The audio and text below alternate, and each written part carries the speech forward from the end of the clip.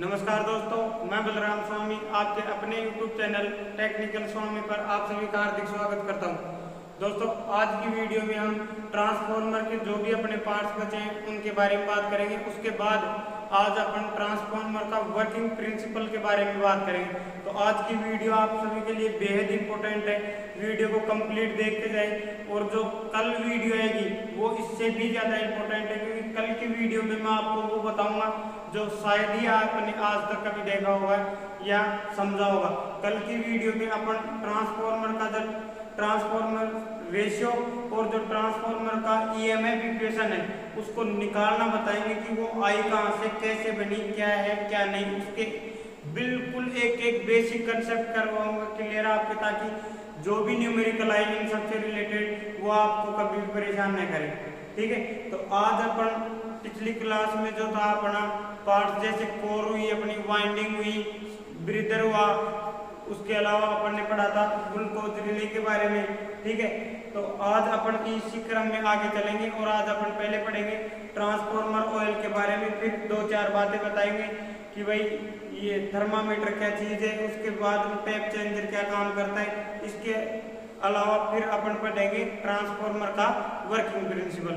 तो आज अपन सबसे पहले स्टार्ट करेंगे ट्रांसफार्मर ऑयल के बारे में। देखो, इसका नाम बिल्कुल छोटा सा लगता है ट्रांसफार्मर ऑयल, लेकिन है बहुत इंपॉर्टेंट टॉपिक है। देखो कैसे, एक बार दोबारा देखो, ये क्या है अपनी कोर, क्या है कोर, ये क्या है अपने ट्रांसफार्मर की कोर, और ये क्या है वाइंडिंग। क्या हो रही है भाई? वाइंडिंग। अब कल मैंने बताया था प्राइमरी और सेकेंडरी हम कैसे डिनोट नहीं कर सकते।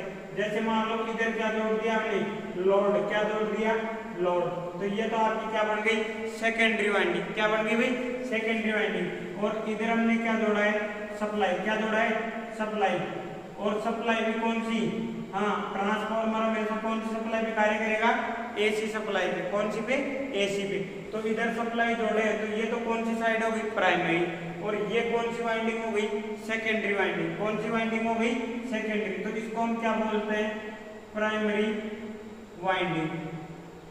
प्राइमरी वाइंडिंग कौन सी होती है, जिधर अपन सप्लाई सोर्स जोड़े। ठीक है, उसके बाद देखो सेकेंडरी वाइंडिंग। कौन सी वाइंडिंग आएगी अपनी, सेकेंडरी वाइंडिंग। Secondary winding. अब देखो ये कौन सी वाइंडिंग होगी, ये वही वाइंडिंग होती है जिधर अपन क्या जोड़ते हैं, लोड जोड़ते हैं। क्या जोड़ते हैं? लोड जोड़ते हैं। उसके बाद देखो, अब आप किसके बारे में बात करेंगे, ट्रांसफार्मर ऑयल के बारे में। किसके बारे में बात करेंगे, ट्रांसफार्मर ऑयल के बारे में। तो जो ट्रांसफार्मर ऑयल है वो क्या करता है, जैसे मान लो ये वाइंडिंग वगैरह थी, इसके चारों तरफ क्या बना होता है, ट्रांसफार्मर का टैंक। क्या बना होता है भाई? ट्रांसफार्मर का टैंक। और टैंक के अंदर क्या रखी जाती है, कोर। कोर के ऊपर क्या किया जाता है, वाइंडिंग। क्लियर? अब देखो, हाँ, वाइंडिंग की जाती है। अब ये जो ट्रांसफार्मर का अपना क्या है, मेन टैंक, इसके अंदर क्या भरेंगे अपन, ट्रांसफार्मर ऑयल। क्या भरेंगे भाई?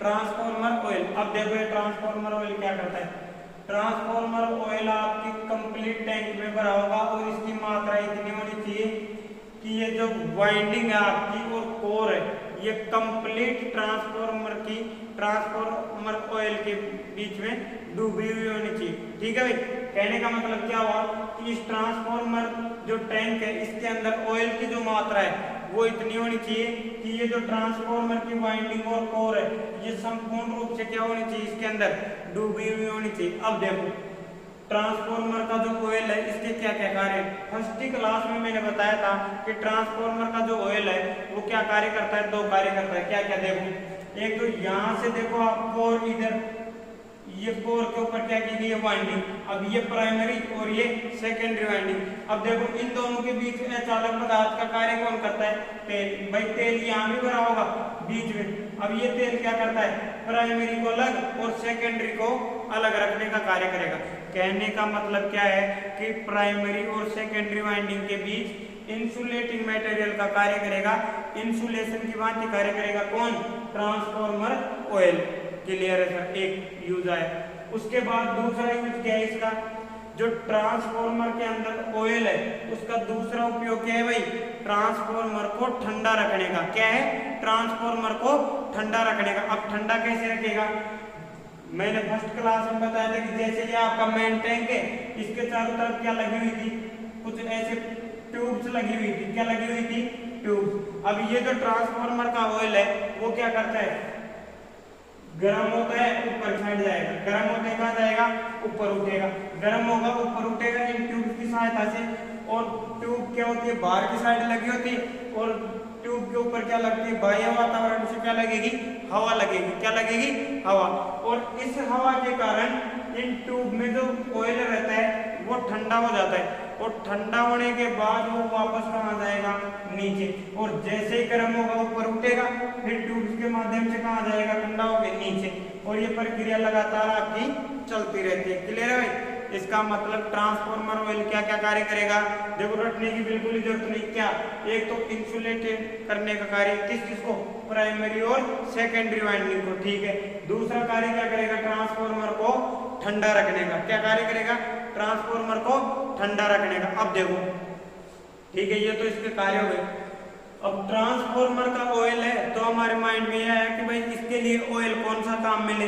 अरे बात समझ, ट्रांसफार्मर के लिए ऑयल कौन सा कार्य मिले, तो इसके लिए जो ट्रांसफार्मर ऑयल काम में लेते हैं वो एक प्रकार का होता खनिज ऑयल है, लेकिन वो एक प्रकार का सिंथेटिक ऑयल होता है। सिंथेटिक का मतलब क्या है भाई, जिसके ऊपर ताप वगैरह का कम से कम प्रभाव पड़े। इसका मतलब क्या है कि इसके अंदर वो गुण होने चाहिए जो ये रिक्वायर्ड करता है ट्रांसफार्मर। कैसे कैसे देखो भाई, एक तो ट्यूब्स के अंदर आसानी से प्रवाहित हो सके, बह सके, तो इसके लिए इसके अंदर कौन सा गुण होना चाहिए, आराम से बहने का। किसका गुण होना चाहिए? आसानी से बहने का। इसके अलावा देखो क्या गुण होना चाहिए भाई, प्राइमरी और सेकेंडरी क्या कर रहा है, इंसुलेटिंग का कार्य कर रहा है, इनके बीच अचालक पदार्थ का कार्य कर रहा है। तो इसका मतलब इस चालक जो ये जो तेल है अपना ट्रांसफार्मर का, इसके अंदर क्या गुण होना चाहिए कि ये कम से कम करंट को प्रवाहित होने दे अपने में। अरे बात समझ, कम से कम करंट को प्रवाहित होने दे। इसके अलावा और क्या गुण होना चाहिए, और गुण ये होना चाहिए कि ऊष्मा का अच्छा चालक हो, जो यहाँ अंदर वाइंडिंग से क्या ले, ऊष्मा, और कहाँ बाहर रहे और ट्यूब के माध्यम से बाह्य वातावरण में फैलाए उसको, और अपना जो ट्रांसफार्मर है उसको क्या करने का कार्य करे, ठंडा करने का कार्य करे। अरे बात, इसका मतलब ये क्या करेगा, ऊष्मा ट्रांसफार्मर के अंदर से लेगा और उसको बाह्य वातावरण में छोड़ेगा, और जैसे ही बाह्य वातावरण से ठंडी हवा लेके खुद ठंडा होगा और वापस कहाँ आ जाएगा, अंदर आ जाएगा। क्लियर है? इसका मतलब ये जो ट्रांसफार्मर है इसके अंदर काफी कुछ गुण होने चाहिए।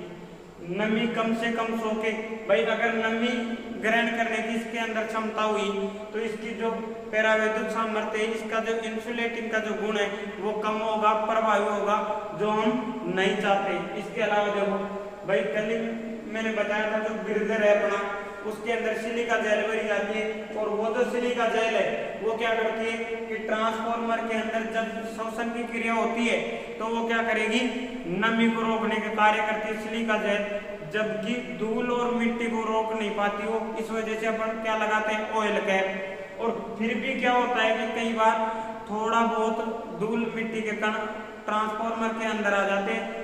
उसके अलावा और क्या होता है कि जैसे मान लो वाइंडिंग गर्म हो रही है, ठंडी हो रही है, कोर गर्म हो रही है, ठंडी हो रही है, तो इस वजह से इसका भी कुछ संचारण होता है, कुछ कचरा जड़ता है, जिस वजह से क्या होगा कि जो अपना ट्रांसफार्मर का ऑयल है उसके अंदर कीचड़ आ जाता है, स्लेज की मात्रा आ जाती है। और हम चाहते क्या है कि कीचड़ या स्लेज की जो मात्रा है वो कम से कम रहे। कम से कम रहने से क्या फायदा होगा भाई, इसका इंसुलेशन अच्छे से बना रहेगा और ये जो है ट्यूब्स के अंदर आसानी से प्रवाहित हो पाएगा। क्लियर है? तो ये जो चीज है इसकी हर चीज फिक्स है भाई, तो ये सभी मैं भी आपको लिखवाऊंगा 1 बाय 1। उसके अलावा इस ट्रांसफार्मर के अंदर ऐसा गुण होना चाहिए कि ये आग नहीं पकड़े। ऐसे नहीं कि भाई जैसे ही अपनी कोयल गर्म हुई, कोर गर्म हुई और ट्रांसफार्मर का ऑयल ही आग पकड़ रहा है। हरी बात।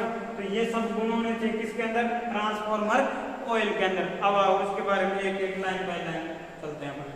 हाँ, अब देखो इसके अंदर भाई ट्रांसफार्मर ऑयल अपन ने कर दिया मान लो। अब ये जो टैंक है इसके अंदर क्या करते हैं अपन, एक रबड़ शीट सी लगाते हैं। क्या लगाते हैं, शीट सी लगाते हैं सतह के ऊपर कि भाई तेल का क्या नहीं हो, रिसाव नहीं हो। क्या हो नहीं हो, रिसाव नहीं हो। अगर वो कट जाए तो सीधा सीधा क्वेश्चन आता है भाई ट्रांसफार्मर के अंदर अगर सील कट जाए तो कौन सा दोष आएगा, ट्रांसफार्मर ऑयल का रिसने का दोष आएगा। क्लियर। अब इसके बारे में एक एक के बारे में चलेंगे। अभी आप गया और ये जो ट्रांसफार्मर ऑयल है इससे डायरेक्ट क्वेश्चन आता है भाई। उसके बाद इसका एक बहुत ही बेहतरीन टॉपिक है कि ट्रांसफार्मर का जो ऑयल का टेस्टिंग वाला टॉपिक है वो बहुत ही शानदार टॉपिक है भाई। उसको अपन कंप्लीट एक वीडियो उसी के ऊपर बनाएंगे। जो जिस दिन अपन टेस्ट पढ़ेंगे तो जो ट्रांसफार्मर में टेस्ट होते हैं वो दो प्रकार के होते हैं भाई, उनके बारे में पढ़ेंगे तब जाके इसके बारे में जानेंगे। तो ट्रांसफार्मर के जो टेस्ट होंगे उनके अंदर एक तो वाइंडिंग वगैरह से संबंधित टेस्ट होगा, इलेक्ट्रिकली टेस्ट, ठीक है, और एक होता है अपना जो होता है ऑयल से संबंधित टेस्ट। तो जो अपना ट्रांसफार्मर ऑयल है इसके बारे में देखो, यह एक अभी मैंने बताया कौन सा ऑयल होता है, सिंथेटिक ऑयल होता है। कौन सा?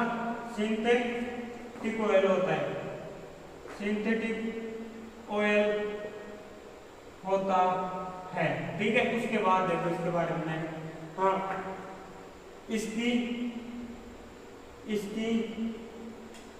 ऊष्मा चालकता अच्छी होनी चाहिए। क्या होनी चाहिए भाई?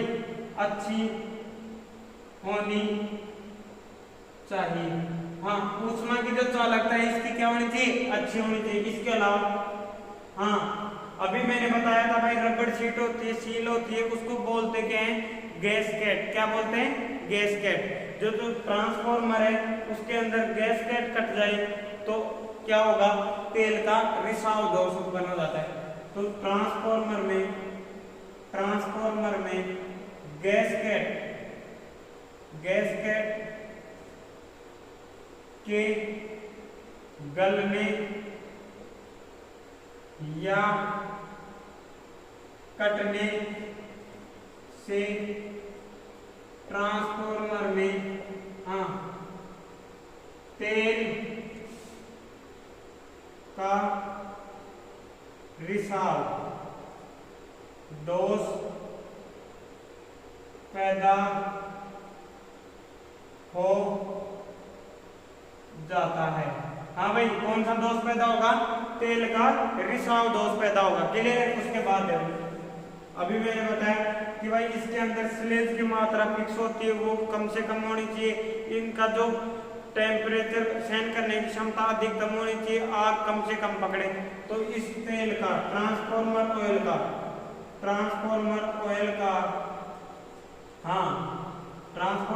का ज्वलन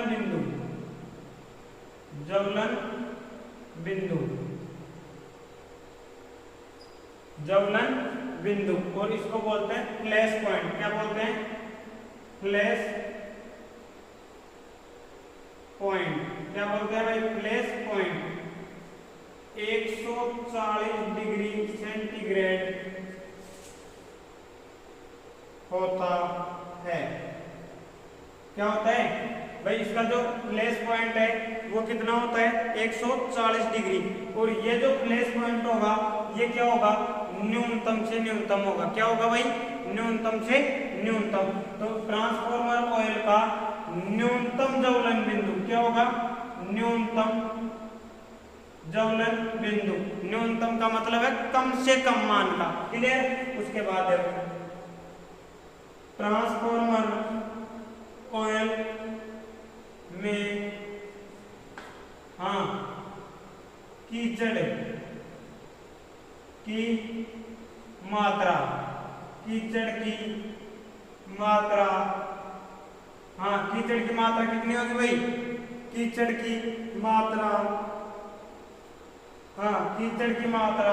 और कीचड़ को बोलते हैं स्लेज वैल्यू। ये कितनी होगी भाई? 1.2% होती है।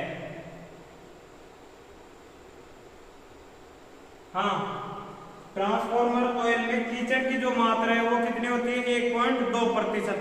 और ये कितनी होगी? मैक्सिमम होगी या न्यूनतम? तो ये हमेशा कैसी होती है? मैक्सिमम। कैसी होती है? मैक्सिमम, कीचड़ की अधिकतम मात्रा कैसी होगी भाई, ये अधिकतम मात्रा कैसी होगी, अधिकतम मात्रा।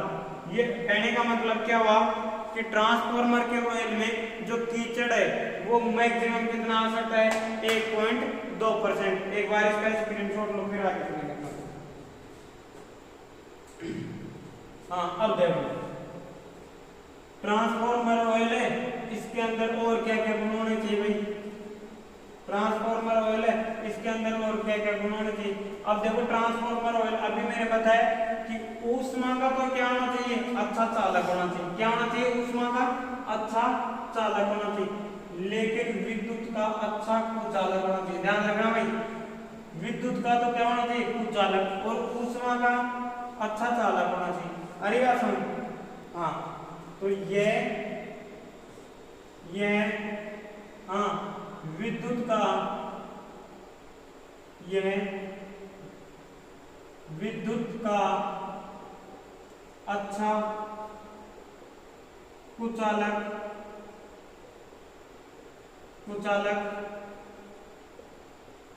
होना चाहिए। इसके अलावा हाँ विद्युत का अच्छा क्या होना चाहिए, कुचालक होना चाहिए। इसके अलावा ट्रांसफार्मर ऑयल, हाँ ट्रांसफार्मर ऑयल नमी विरोधी होना चाहिए।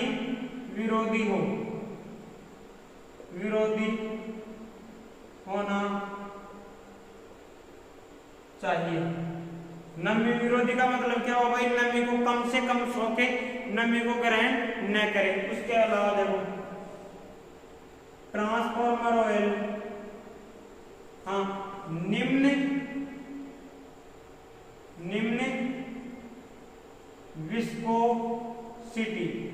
विस्कोसिटी, इसका मतलब क्या होगा भाई, निम्न विस्कोसिटी का मतलब है आसानी से प्रवाहित होने वाला,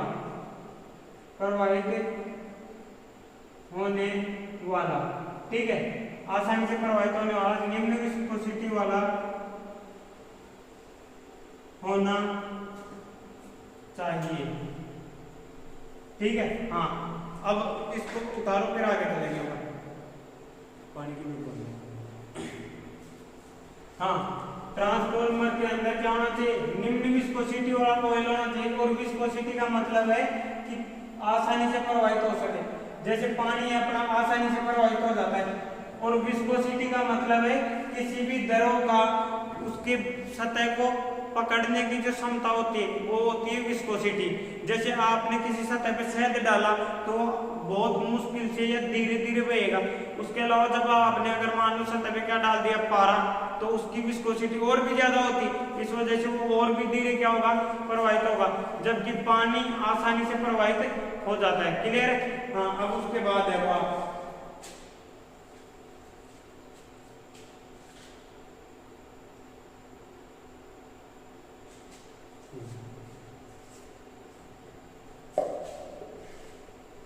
इसके अलावा दो अपने छोटे टॉपिक बचे हैं, क्या क्या, एक तो ट्रांसफार्मर का थर्मामीटर, क्या बचा है, थर्मामीटर। उसके अलावा एक बचा है आपका टेप चेंजर।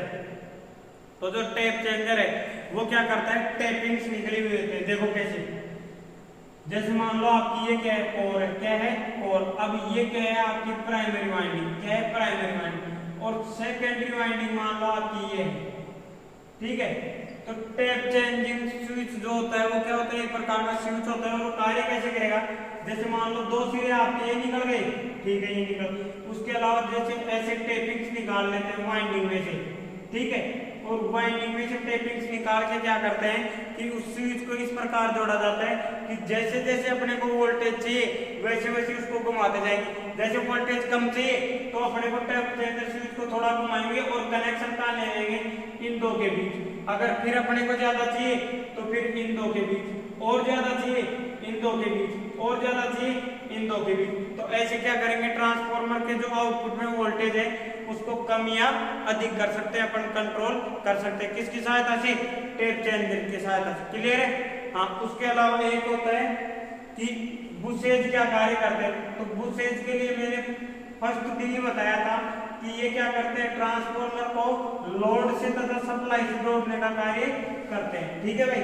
हाँ, अब अपना टॉपिक मेन स्टार्ट होता है और वो है ट्रांसफार्मर का वर्किंग प्रिंसिपल। क्या है भाई, ट्रांसफार्मर का वर्किंग प्रिंसिपल। क्लियर है। हाँ, अब देखो ट्रांसफार्मर का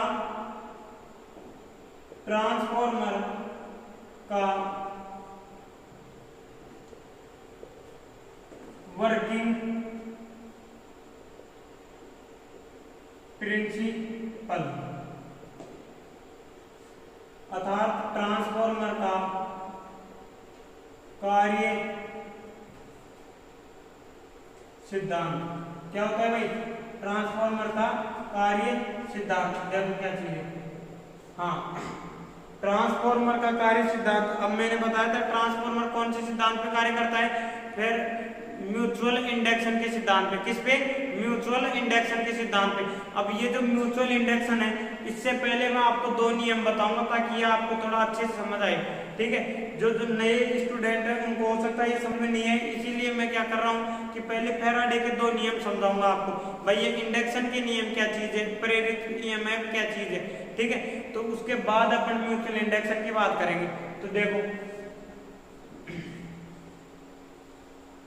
सबसे पहले ये क्या है अपनी कोर। क्या है भाई, कोर। उसके बाद ये क्या है, वाइंडिंग। और ये सेकेंडरी वाइंडिंग है। मान लो ये लोड को दे रहे हैं अपन, किसको दे रहे हैं, लोड को। ये लोड रेजिस्टेंस है। और इधर हमने क्या जोड़ दिया, सप्लाई। क्या जोड़ दिया, सप्लाई। अब देखो सप्लाई हमने इसको दिया है और आउटपुट किससे मिल रहा है, सेकेंडरी वाइंडिंग से। किससे मिल रहा है, सेकेंडरी वाइंडिंग से। अब यहां से करंट यहां कैसे गई भाई, प्राइमरी से करंट सेकेंडरी में गई कैसे, ये एक बहुत बड़ा क्वेश्चन है। प्राइमरी से करंट सेकेंडरी में कैसे ट्रांसफर हुई भाई। ऐसे तो है नहीं कि यहाँ कोई भगवान बैठा है जो इधर से करंट पकड़ा और कहाँ दे दिया इधर, ऐसा पॉसिबल तो नहीं है। इसका मतलब इसके अंदर कुछ ना कुछ ऐसा हो रहा है जिसके कारण करंट और जो अपना वोल्टेज है या एज, दोनों को मिला के मैं कहूँ कि आपकी जो पावर है वो प्राइमरी से कन्वर्ट हो रही है कहाँ, सेकेंडरी के अंदर ट्रांसफर हो रही है। अरे बात समझ, इसका मतलब इसके अंदर कुछ ना कुछ ऐसी क्रिया हुई होगी जिसके कारण जो अपनी प्राइमरी में पावर थी वो किस में चली गई, सेकेंडरी में चलेगी। अब देखो वो क्रिया होती क्या है। तो एक वैज्ञानिक था अपना, क्या था, वैज्ञानिक, और उसका नाम क्या था भाई, फैराडे। क्या था, फैराडे। अब फैराडे की बात आ गई। अब फैराडे का जो फैराडे नामक वैज्ञानिक था वो क्या किया कि इस प्रकार जो ट्रांसफार्मर के अंदर हुआ या कैसे भी इंडक्शन के कारण एक कॉइल से दूसरी कॉइल के अंदर या उसी कॉइल के अंदर कोई ईएमएफ पैदा हो जाए, वोल्टेज पैदा हो जाए, उसके ऊपर इसने क्या दिए, दो नियम दिए। पहले उन दो नियमों को समझो क्या चीज है भाई। तो इसने क्या किया कि फैराडे ने दो नियम दिए और उसमें से पहला नियम क्या दिया, देखो फैराडे ने क्या कहा कि जैसे कोई कॉइल है, क्या है भाई, कॉइल, कोई कॉइल है और उसके अंदर क्या बह रही है, धारा। सिर्फ ऐसे मान लो, क्या मान लो, ये कोई क्या है, कॉइल है और इसमें क्या बह रही है, धारा। क्या बह रही है, आई, धारा। अब देखो जिनको चुंबकीय परिपथ वाला चैप्टर जिसने पढ़ा है, मैग्नेटिक सर्किट वाला, उसको अच्छे समझ आएगा। देखो क्या चीज है, एक वर्ड आता है आपके पास एमएमएफ। क्या आता है भाई, एमएमएफ, मैग्नेटोमोटिव फोर्स, चुंबकीय वाहक बल। अब देखो चुंबकीय वाहक बल की इकाई क्या होती है भाई, एम्पियर इंटू टर्न। क्या होती है, एम्पियर इंटू टर्न। इसका मतलब क्या है कि एमएमएफ कब पैदा होगा, जब क्या हो आपके पास, एम्पियर। क्या हो, एम्पियर। ठीक है, इतना तो बात समझ आई भाई। क्या होना चाहिए, एम्पियर होना बेहद जरूरी है। उसके अलावा देखो क्या होना चाहिए। अब मान लो एम्पियर तो आपके पास खूब आ गए, लेकिन टर्न क्या है, जीरो, तो आपका आउटपुट क्या होगा, जीरो। क्लियर है। अब देखो अगर आपके पास करंट क्या है, जीरो, और टर्न क्या है, बहुत है, फिर भी आउटपुट क्या होगा, जीरो। इसका मतलब हम क्या कह सकते हैं कि निर्धारित मात्रा में क्या होना चाहिए, टर्न भी होने चाहिए और क्या होने चाहिए, करंट भी होने चाहिए। तब जाके क्या पैदा होगा, एमएमएफ। क्या पैदा होगा भाई? एमएमएफ। और एमएमएफ के कारण क्या पैदा होता है? फ्लक्स। क्या पैदा होता है? फ्लक्स। क्या पैदा होगा? फ्लक्स। और फ्लक्स क्या होता है कि ये एक प्रकार की धारा की तरह बहेगा। किसकी तरह बहेगा? धारा की तरह। जैसे अपनी विद्युतीय परिपथ में क्या बहती है? विद्युत धारा। उसी प्रकार जो चुंबकीय परिपथ है उसके अंदर कौन बहता है भाई? चुंबकीय फ्लक्स बहता है। कौन बहता है? चुंबकीय फ्लक्स। अब समझो इस चीज को कैसे है। तो ये जो फैराडे था इसने क्या कहा कि जैसे मान लो कोई चालक तार है, उसके अंदर क्या बह रही है? धारा। मान लिया हमने ये चालक तार, इसके अंदर क्या बह रही है? धारा। ठीक है, इसके अंदर जो धारा प्रवाहित हो रही है वो कैसी हो रही है? परिवर्तित हो रही है। कौन सी धारा है ये? परिवर्तित धारा। कौन सी धारा है? परिवर्तित धारा। और परिवर्तित का मतलब क्या है? एसी। क्या है भाई? एसी। परिवर्तित एसी का मान ही तो है जो समय के साथ परिवर्तित होता है, जबकि डीसी तो क्या है? अपनी स्थिर मान की है, कभी परिवर्तित नहीं होती। तो एसी परिवर्तित मान की है अपनी, तो उसके अंदर क्या होगा? देखो ये वैज्ञानिक क्या कहता है कि परिवर्तित विद्युत धारा को यदि किसी कॉइल में से गुजारा जाए तो उस कॉइल के अंदर ईएमएफ पैदा होता है। क्या होता है भाई? ईएमएफ पैदा होता है। क्या कहा इसने? दोबारा समझो। यदि किसी कॉइल में से परिवर्तित एसी को प्रवाहित किया जाए तो उस कॉइल के अंदर क्या पैदा होगा भाई? ईएमएफ। क्या पैदा होगा? ईएमएफ। क्या पैदा होगा? ईएमएफ। ईएमएफ का मतलब क्या होगा भाई? ईएमएफ का मतलब आपका विद्युत वाहक बल। क्या है भाई? विद्युत वाहक बल। अब देखो इसको समझो क्या चीज है विद्युत वाहक बल, कैसे पैदा हुआ, क्या है क्या नहीं। देखो हाँ, जो परिवर्तित एसी है इसके कारण इस कॉइल के अंदर क्या पैदा हुआ? ईएमएफ आपका। तो इसने फर्स्ट स्टेटमेंट क्या दिया कि किसी कॉइल में से, हाँ किसी कॉइल में से परिवर्तित विद्युत धारा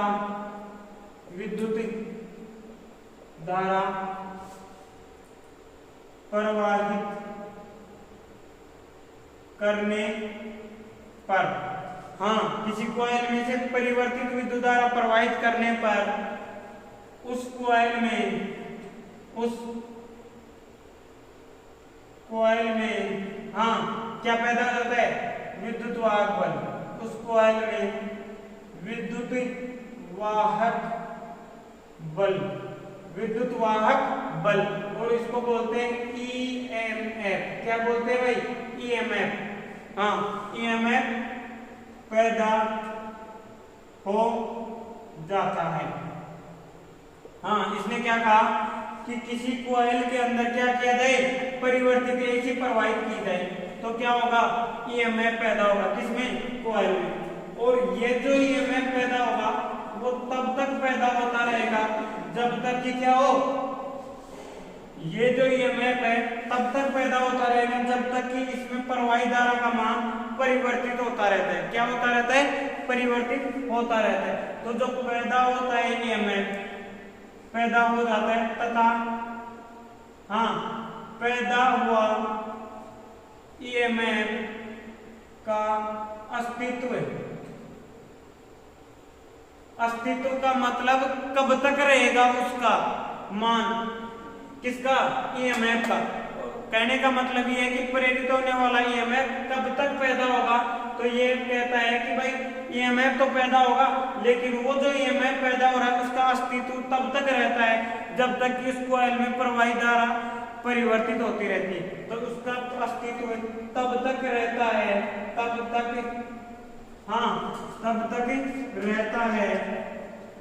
रहता है जब तक कि कॉइल में प्रवाहित धारा परिवर्तित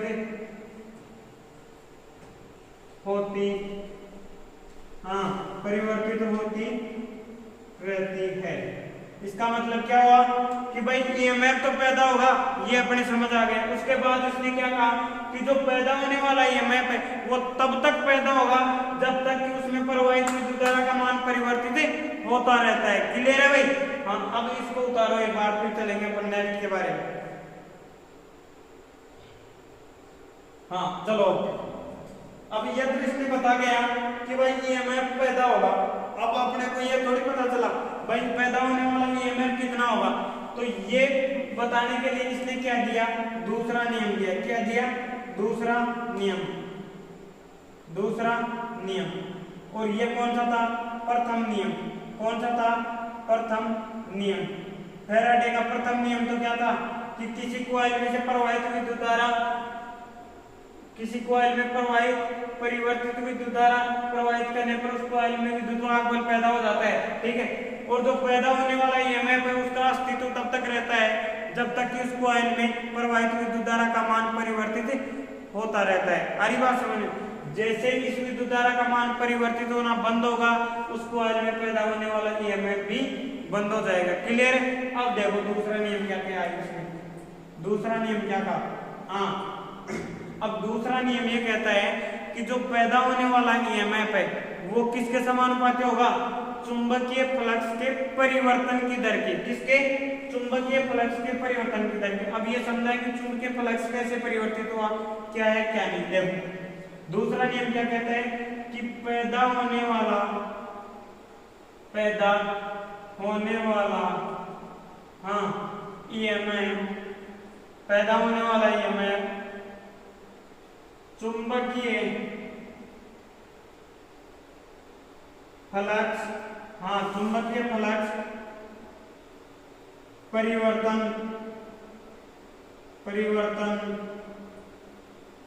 की दर के हाँ समानुपाती होता है। हाँ क्या होता है भाई? जो पैदा होने वाला ईएमएफ है वो चुंबकीय फ्लक्स के परिवर्तन की दर के समानुपाती होता है। एक बार इसको उतारो फिर आगे चलेंगे। एक स्क्रीनशॉट ले लो फिर स्टार्ट करते हैं। हाँ देखो, अब पैदा होने वाला ईएमएफ है, चलो ये समझ आ गया भाई। ईएमएफ भी पैदा हुआ और वो किसके समानुपाती हो रहा है? चुंबकीय फ्लक्स की परिवर्तन के। किसके? चुंबकीय फ्लक्स के परिवर्तन के। अब ये चुंबकीय फ्लक्स क्या है, परिवर्तन क्या है, इसको थोड़ा सा समझो। देखो इसको समझो, उसके बाद आपके माइंड में बिल्कुल क्लियर हो जाएगा। देखो क्या कहा इसमें? ईएमएफ है आपका। क्या है भाई? ईएमएफ है, समानुपाती है। समानुपाती का चिन्ह लगा दिया। किसके? फ्लक्स परिवर्तन के। किसके? फ्लक्स परिवर्तन के। और जब भी परिवर्तन की बात करें अपन किसी भी राशि की तो उसका समय के सापेक्ष अवकलन करते हैं। क्या करते हैं भाई? अवकलन। d/dt का मतलब क्या है? अवकलन करना। क्या करना? अवकलन करना। ठीक है? तो जो ईएमएफ है वो समानुपाती होगा d/dt। भाई किसी भी चीज का अपन परिवर्तन का रेशो निकालें तो परिवर्तन किसके सापेक्ष होता है? समय के सापेक्ष। किसके सापेक्ष? समय के सापेक्ष। क्लियर है? तो ये जो ईएमएफ है आपका, ईएमएफ हाँ समानुपाती का चिन्ह आप हटाओगे तो बराबर -n d/dt। क्या होगा भाई? -n d/dt। कहने का मतलब क्या हुआ कि उस कॉइल के अंदर चालकों की संख्या कितनी है उसके ऊपर भी निर्भर करेगा। दूसरी बात, फ्लक्स के परिवर्तन की दर के समानुपाती है। अगर चुंबकीय फ्लक्स परिवर्तन 0 तो उसके अंदर पैदा होने वाला ईएमएफ भी क्या हो जाएगा? 0 हो जाएगा। अब देखो ये चुंबकीय फ्लक्स परिवर्तन की दर क्या है? जैसे मान लो आपकी ये क्या है? कोर है। क्या है भाई? कोर। अब देखो इसके अंदर ये क्या है? वाइंडिंग। और इधर ये क्या है? ये भी क्या है? वाइंडिंग। अब देखो मैंने इसको कौन सी सप्लाई दी? सपोज करो पहले कौन सी दे रहे हैं? फर्स्ट में डीसी। कौन सी देंगे? डीसी सप्लाई दे रहे हैं परमाणु। अब डीसी के कारण जब भी चुंबकीय फ्लक्स पैदा होता है तो वो परिवर्तित प्रकार का नहीं, स्थिर प्रकार का होगा। और इसके अंदर जो करंट एम्पियर वही ठीक है, एम्पियर करंट वही ठीक है। उसके बाद टर्न भी है, तो एम्पियर इंटू टर्न दोनों है। इसका मतलब इसके अंदर क्या है भाई, एमएमएफ है। कुंडली के अंदर क्या है, एमएमएफ। और अगर कुंडली के अंदर एमएमएफ है तो एमएमएफ के कारण क्या बहता है, चुंबकीय फ्लक्स। क्या बहता है, चुंबकीय फ्लक्स। और जिसको क्या बोलते हैं, फाई से प्रदर्शित करते हैं। क्या, किससे प्रदर्शित करते हैं, फाई से प्रदर्शित करते हैं। किसको, चुंबकीय फ्लक्स को। क्लियर है। अब देखो उसके बाद क्या चीज है, अब हमने सप्लाई कौन सी ली, डीसी। तो इसका जो चुंबकीय फ्लक्स है ये परिवर्तित नहीं हो रहा है। क्या, इसका चुंबकीय फ्लक्स परिवर्तित नहीं हो रहा है। तो इसका मतलब डीसी के लिए, किसके लिए, डीसी के लिए जो आपका D phi by D T है ये किसके बराबर होगा, जीरो के। किसके बराबर होगा, जीरो के।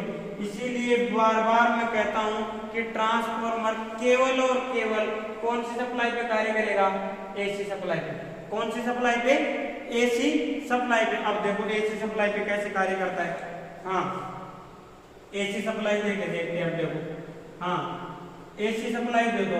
अब कौन सी सप्लाई दे दो, एसी। अब देखो एसी सप्लाई दी हमने, अब देखो होगा क्या, एसी दे दीजिए, करंट भी है, टर्न भी है, एमएमएफ है, और आपका चुंबकीय फ्लक्स क्या है, पैदा हो गया। चुंबकीय फ्लक्स क्या हो गया, पैदा हो गया। अब ये जो चुंबकीय फ्लक्स पैदा होगा वो देखो कैसे पैदा होगा भाई। एसी की वेव कैसे चलती है, कभी मैक्सिमम तो कभी जीरो कभी नेगेटिव। अरे बात समझ, कभी जीरो कभी मैक्सिमम, कभी जीरो कभी ऋणात्मक। अरे बात समझ। उसी प्रकार आपका ये जो चुंबकीय फ्लक्स है ये भी देखो कैसे होगा, देखो हाँ ये भी कैसे होगा, कुछ इस प्रकार होगा भाई। चुंबकीय फ्लक्स है ये किसके समानुपाती होगा, करंट के। किसके समानुपाती होगा, करंट के। कैसे, देखो जब करंट मैक्सिमम जाएगी तो चुंबकीय फ्लक्स भी मैक्सिमम जाएगा। और जब करंट जीरो, यहाँ मान लो करंट क्या हो गई, ए बराबर क्या हुआ, जीरो, तो आपका एमएमएफ भी क्या होगा, एमएमएफ भी क्या होगा, जीरो। और जो फाई है फ्लक्स आपका ये होता है भाई एमएमएफ, हाँ एमएमएफ बटे आरएम। क्या होता है, आरएम। और अगर एमएमएफ जीरो तो जीरो में किसी भी संख्या का भाग दे दो, फाई भी क्या हो जाएगा, आपका जीरो हो जाएगा।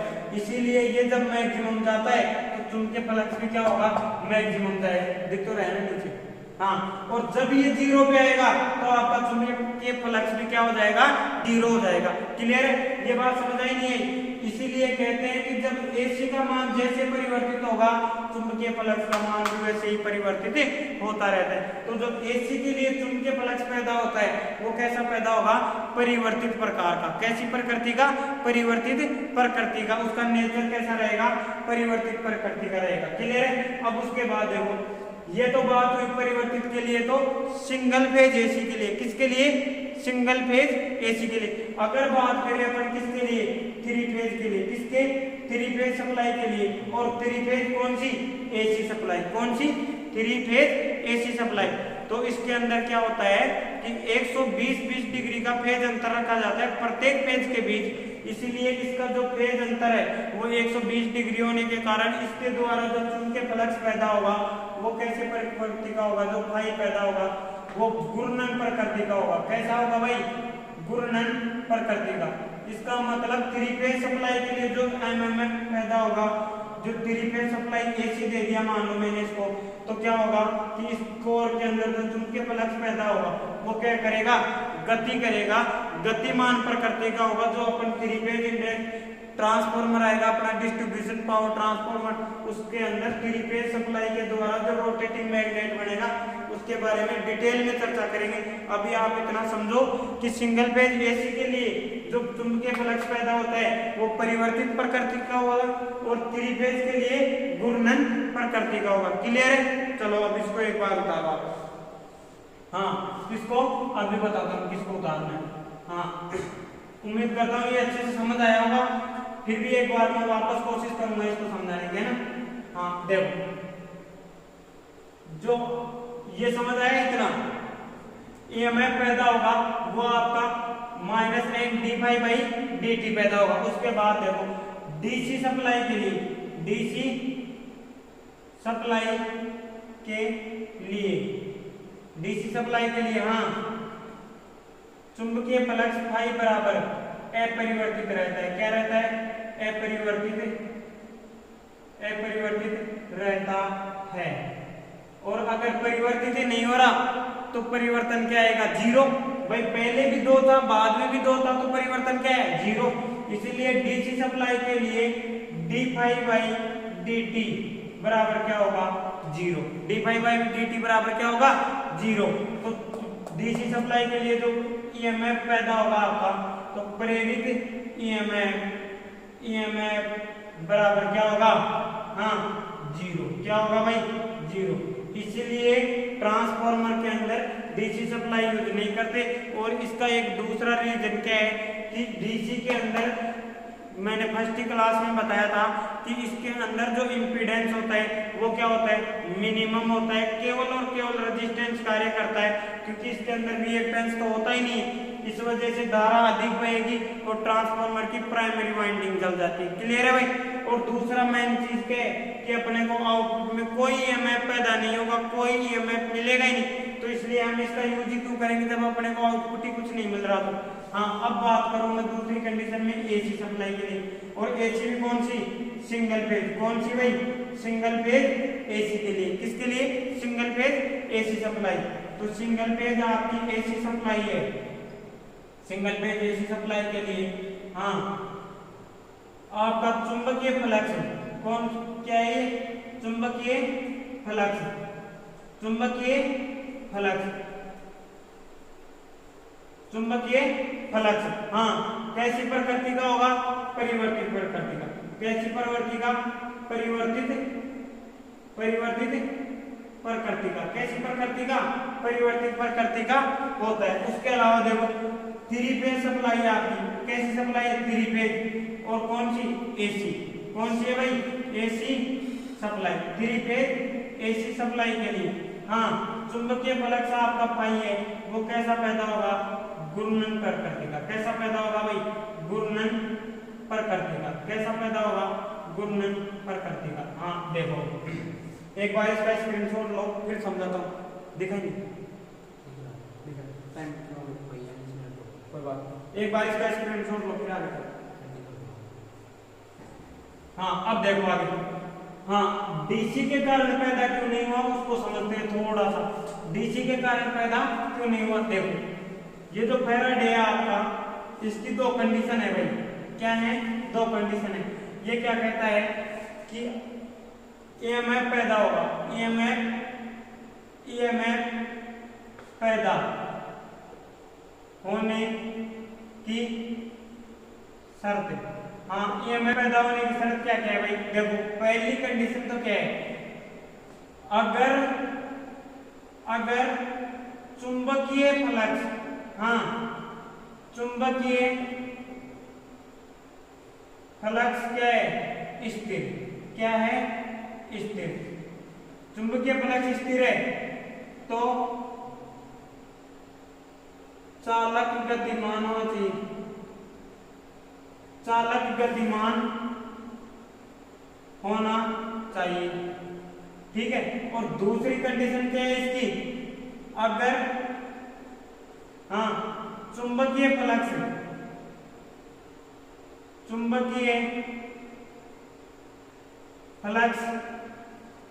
परिवर्तित है, परिवर्तित हो तो चालक क्या हो? स्थिर भी हो सकता है। तो चालक स्थिर हो। क्या हो? स्थिर हो। कहने का मतलब क्या है? या तो चुंबकीय फ्लक्स परिवर्तित हो, ये क्या परिवर्तित हो? चालक। अब देखो डीसी के अंदर क्या होता है? चुंबकीय फ्लक्स आपका स्थिर था तो चालक क्या होना चाहिए? गतिमान। जबकि ट्रांसफार्मर के अंदर कोई भी पार्ट गति नहीं करता है। ये मैंने समझाया? ठीक है, चलो। उसके बाद ये क्या कहता है कि चुंबकीय फ्लक्स अगर परिवर्तित हो रहा है तो चालक को आप क्या कर सकते हो? स्थिर रख सकते हो। और अपने ट्रांसफार्मर के अंदर कौन सी कंडीशन लागू होती है? ये कि भाई इसके अंदर चुंबकीय फ्लक्स कैसा होना चाहिए? परिवर्तित प्रकृति का। और चालक आपका कैसा रखा जाता है? स्थिर रखा जाता है। कैसा रखा जाता है? स्थिर। तो ट्रांसफार्मर के अंदर जो चुंबकीय फ्लक्स अपन पैदा करेंगे वो कैसा करेंगे?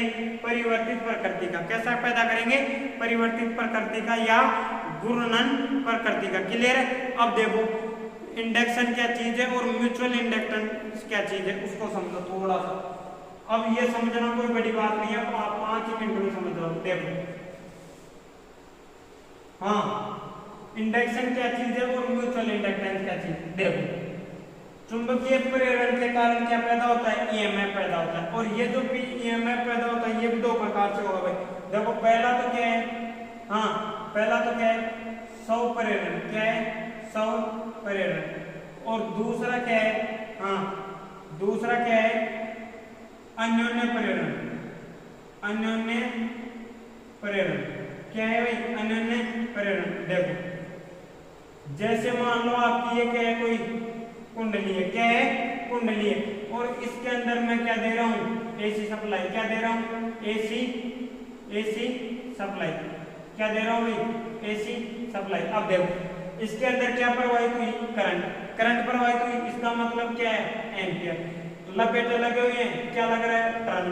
तो एम्पियर भी है, टर्न भी है। इसका मतलब क्या बना, एमएमएफ। क्या बना, एमएमएफ। और एमएमएफ का मतलब क्या है, फ्लक्स। क्या है, फ्लक्स। और अगर सप्लाई कौन सी आपकी, एसी, तो जो आपका चुंबकीय फ्लक्स है ये कैसी प्रकृति का बनेगा भाई, परिवर्तित। कैसा बनेगा, परिवर्तित प्रकृति का बनता है। कैसा बनेगा, परिवर्तित प्रकृति का। तो जब परिवर्तित प्रकृति का है और ये क्या कहता है कि चालक हो और परिवर्तित प्रकृति का चुंबकीय फ्लक्स हो, तो उसके अंदर क्या पैदा हो जाएगा, ईएमएफ। इसका मतलब इस कॉइल के अंदर देखो एमएमएफ भी बन रहा है, चुंबकीय फ्लक्स भी इसके चारों ओर बन रहा है। और कॉइल खुद क्या है, चालक है। खुद क्या है, चालक। इसका मतलब हम कह सकते हैं कि खुद कॉइल के कारण खुद में ही अगर ईएमएफ पैदा हो जाए तो वो क्या कहलाता है, स्व प्रेरण। क्या कहलाता है, स्व प्रेरण। कहने का मतलब स्वयं के फ्लक्स परिवर्तन के कारण कुंडली के खुद ही के अंदर ईएमएफ पैदा हो जाए तो वो क्या कहलाता है, स्व प्रेरण। स्वयं में प्रेरित होने वाला ईएमएफ या स्व प्रेरण कहलाता है। क्लियर। अब देखो दूसरा वर्ड आता है आपका अन्योन्य प्रेरण। क्या आता है, अन्योन्य प्रेरण। ये क्या चीज है भाई, अन्योन्य का मतलब है अन्य से अन्य में। क्या मतलब है, अन्य से अन्य में। इसका मतलब जैसे मान लो आपके पास ये क्या है, कुंडली है। क्या है, कुंडली। दिख तो रहा है, लिखना। हाँ, इसको मैंने क्या किया है कि एसी सप्लाई से जोड़ा है। किससे जोड़ा है भाई, एसी सप्लाई से जोड़ा है। किससे जोड़ा है, एसी सप्लाई से जोड़ा है। उसके बाद देखो ये क्या है आपका ट्रांसफार्मर का सिंबल। अब ये मान लो क्या है, पास में रखी हुई कोई क्या है, कॉइल है। क्या है, कॉइल। हाँ, ये क्या किया मैंने, पहली कॉइल को सप्लाई दी। अभी इसके पास में कोई दूसरी कॉइल रखी है तो इसका जो चुंबकीय फ्लक्स बनेगा ये कैसे बनता है भाई, फैला हुआ बनेगा, नहीं बनेगा भाई। कुंडली के चारों ओर चुंबकीय फ्लक्स होगा, फैला हुआ रहेगा। उस फैले हुए ईएमएफ में हम क्या कर दें, कोई बाहर से दूसरी कॉइल ला रख दें तो उस कॉइल के अंदर क्या पैदा हो जाएगा, ईएमएफ। क्या पैदा हो जाएगा, ईएमएफ। अब देखो हम सप्लाई दे तो रहे थे कौन सी को, इस कुंडली को, लेकिन पैदा किसमें हुआ, दूसरी कुंडली में। किसमें पैदा हुआ, दूसरी कुंडली में। और जो इस कुंडली के अंदर अपने को वोल्टेज मिलेगा, क्या मिलेगा, ईएमएफ। क्या मिलेगा, ईएमएफ। इसका मतलब इस कुंडली के चुंबकीय फ्लक्स के कारण किसी पास में रखी दूसरी कुंडली में क्या पैदा हो जाए, ईएमएफ। तो इसे हम क्या बोलते हैं, अन्योन्य प्रेरण। क्या बोलते हैं, अन्योन्य प्रेरण। और अपना जो ट्रांसफार्मर है इसी सिद्धांत पे काम करता है। कैसे, देखो ये आपकी क्या होती है, पोल, और इसके अंदर ये क्या होता है, प्राइमरी वाइंडिंग, और ये क्या होती है, सेकेंडरी वाइंडिंग। अब हम करते क्या हैं, इसको सप्लाई देते हैं। क्या देते हैं, इधर सप्लाई देते हैं, कौन सी, एसी। और इधर हम क्या जोड़ते हैं, लोड। क्या जोड़ते हैं, लोड। क्या जोड़ेंगे, इधर लोड जोड़ते हैं। इसका मतलब इस सप्लाई के कारण इस कॉइल का क्या बनता है, एमएमएफ बनता है, चुंबकीय फ्लक्स बनता है। और वो चुंबकीय फ्लक्स कोर के माध्यम से किसको काटता है, दूसरी कॉइल को। और दूसरी कॉइल के कारण कटने के कारण इस कॉइल में क्या पैदा हो जाता है, ईएमएफ पैदा हो जाता है। क्या पैदा होगा, ईएमएफ। तो ये म्यूचुअल इंडक्शन और अन्योन्य प्रेरण जो है आपके अच्छे से समझ आया होगा। इसके बारे में 2-4 लाइनें लिख दो, फिर इसको फिर करेंगे। हाँ देखो अन्योन्य प्रेरण और स्व प्रेरण दोनों में क्या फर्क है, तो दोनों में फर्क यही है कि ये जो स्व प्रेरण है इसके अंदर तो क्या होता है कि किसी कुंडली कुंडली के परिवर्तित चुंबकीय फ्लक्स चुंबकीय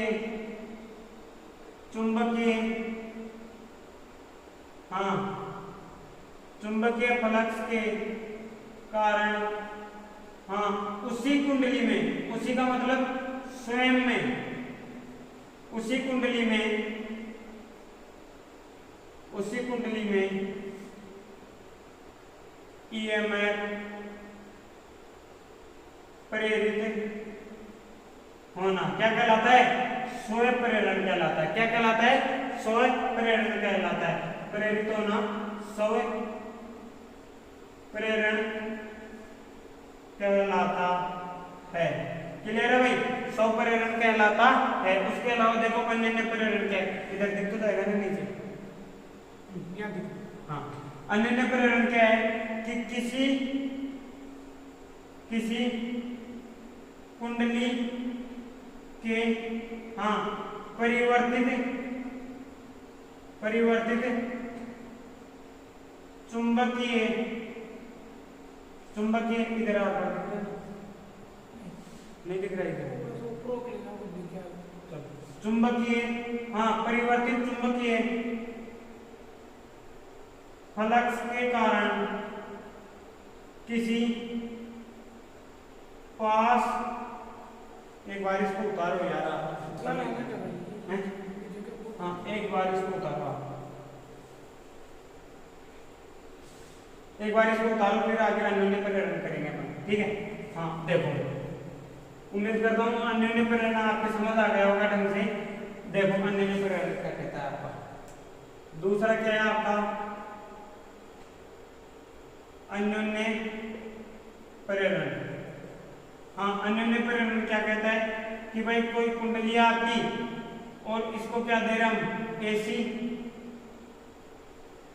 सप्लाई दे रहे। क्या दे रहे हैं? AC supply. तो इस कॉइल के परिवर्तित फ्लक्स के कारण इसमें क्या पैदा हो जाए? ईएमएफ। और इसको किससे जोड़ दें? लोड से। किससे जोड़ दें? लोड से। देखो तो ये क्या कहते हैं कि किसी कुंडली के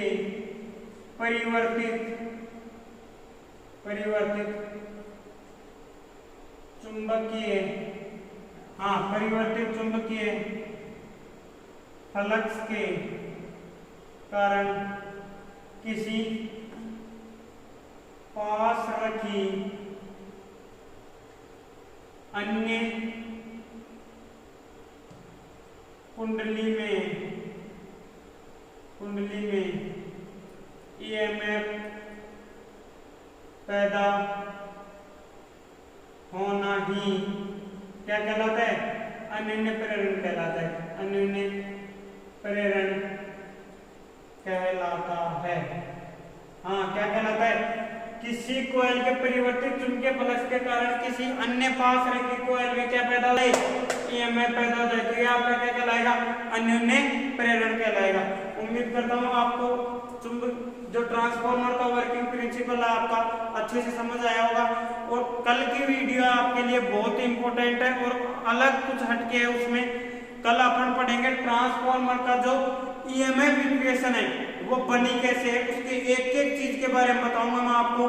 कहाँ से जो टर्नों की संख्या है कहाँ से 4.4 आया आपका, किस न्यूमेरिकल आया तो किसको नेगलेक्ट मानना अपने को, किसको कांस्टेंट मानना, किसके ऊपर न्यूमेरिकल में बात होती है ज्यादा।